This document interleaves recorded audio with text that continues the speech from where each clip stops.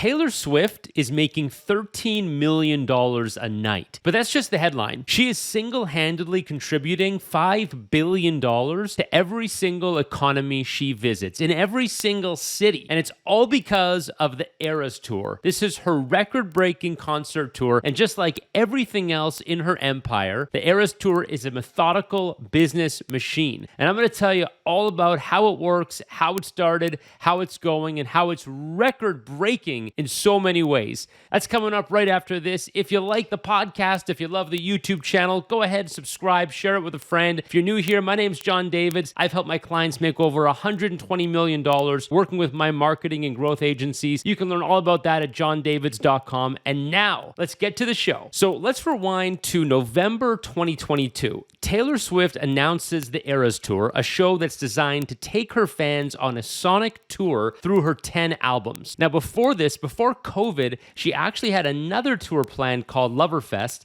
and that was canceled, of course, in 2019. And now she goes ahead and launches this new tour, which is going to blow the roof off. Tickets go on sale, and a couple weeks later, it is chaos. Absolute chaos. Demand is preposterously high, with 2.4 million tickets sold just in the first 24 hours. That is the most tickets sold for any single artist on any single day in history. Fans who miss out on the initial ticket sales have to turn to the resale market, where prices quickly shoot up. You guys know this.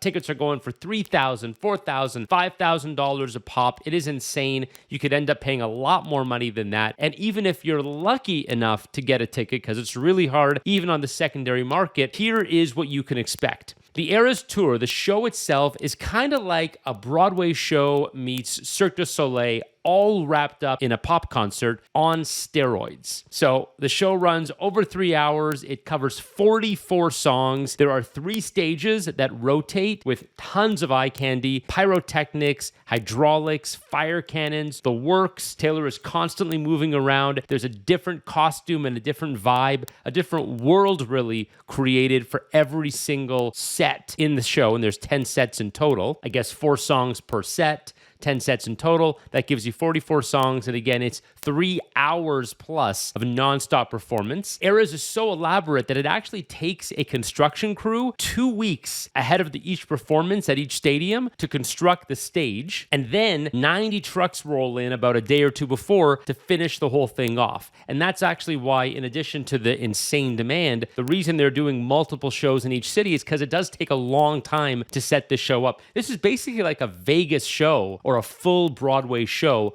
on tour. And so think about the dynamic, the size, the sheer scale of this. They're not going to go to some place and do it one time. They're going to go to an arena, a stadium, and do 3, 4, 5, 6, 7 shows, and they're selling out every single performance. Taylor hits the stage every night to entertain 72,000 people, screaming fans. That's her average nightly attendance. And this show is enormous. Let's talk numbers. Eras is breaking every record there is. As of July, Taylor grossed $300 million in ticket sales. For comparison, the second place as of July 2023 was the Bruce Springsteen tour, which brought in $142 million.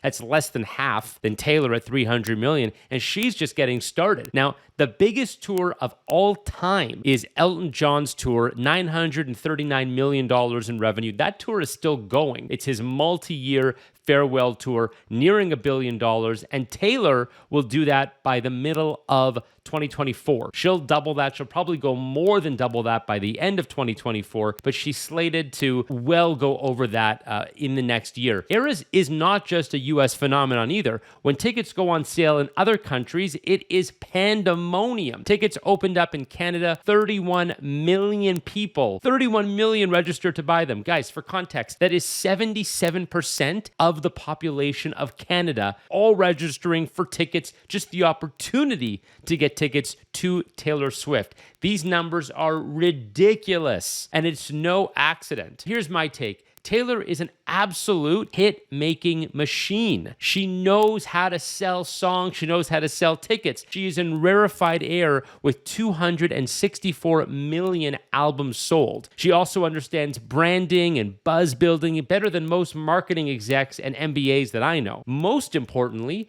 she over-delivers and supersizes for her fans every single time. Taylor's last tour, Reputation, was already the highest grossing US tour ever. And while we were all locked down during COVID, you know what Taylor was doing? She was making hits every single year. Every year, she released a #1 album since 2019. Get this, Bloomberg Businessweek ran a magazine cover with the headline, Taylor Swift is the music industry. And inside that article, they go into detail on just how Taylor is redefining the music business. But here is the crazy part. That cover, go check that Bloomberg Businessweek with that cover. It is from 2014. That was almost a decade ago. It's been almost 10 years, and Taylor Swift is still redefining the music business. That is the era story, Taylor Swift. Let me get into some finer details of why I think she is so impressive and how she's unique. She's not like other pop stars. She's not like other rock stars. She's not like other country stars. But if you go back all the way to the beginning, 2006, she was reinventing herself every few years. And it's easy to think now, oh, Taylor Swift is just a pop star. Guys, she started as a country artist and she dabbled in pop and she dabbled in rock. And I remember thinking back 10, 11, 12 years, there was a time where her manager said to her, you've got to go ahead and get in your lane and stay in the country lane because you're doing really well there. Why would you mess it up? You're better off being something to these people rather than trying to be something to everybody, which is what you have to do in the pop music industry. But not only did she do that, she kept doing it over and over again and really reinventing her own lane. So here's something interesting. Taylor never really followed mainstream music all those years, right? Like she stayed away, for example, from EDM. She stayed away from heavy dance music. If you think about all the artists that have come along over the last 10, 15 years, they've jumped into these genres which were hot at the time, which isn't a bad thing, by the way. You want to stay current, you want to stay relevant, but Taylor really stayed in her own lane. If you look at her discography, so look at Folklore, look at 1989, look at Midnight,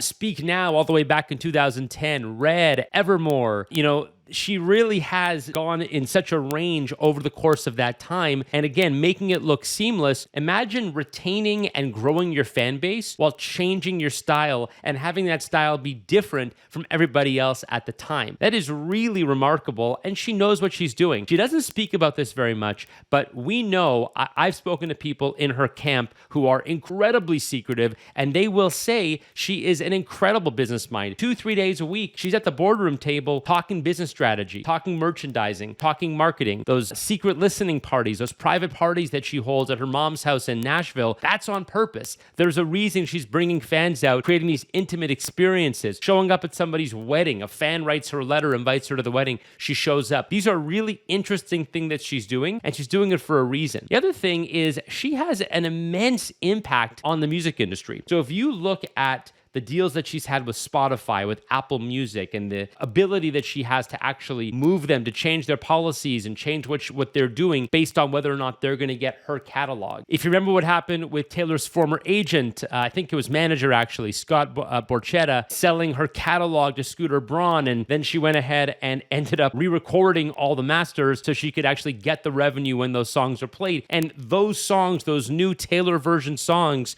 are actually bigger than the originals. They're getting more plays on Spotify and YouTube than the originals because her fans have her back. The last thing that's really interesting is she does have this ability to move between pop culture and government and policy and business. So a couple interesting stats. The Federal Reserve Bank of Philadelphia, in their announcement in earlier 2023, listed Taylor Swift's tour in their report as helping boost travel and tourism in the region of Philadelphia, and that claim was made by several other U.S. cities. The government, the Federal Reserve is quoting the Taylor Swift Eras Tour as boosting tourism and travel and all the revenues going to hotels, restaurants, and airlines purely because of Taylor Swift. That's really cool. Another one is the fact that when she got into that big hubbub with Ticketmaster over the chaotic and disastrous ticket sales, they were called up in front of the Senate. And so here she is, one single artist having major impact on the travel and tourism industry, on the ticketing industry, on the streaming music industry, on the actual rights of artists within the music industry, and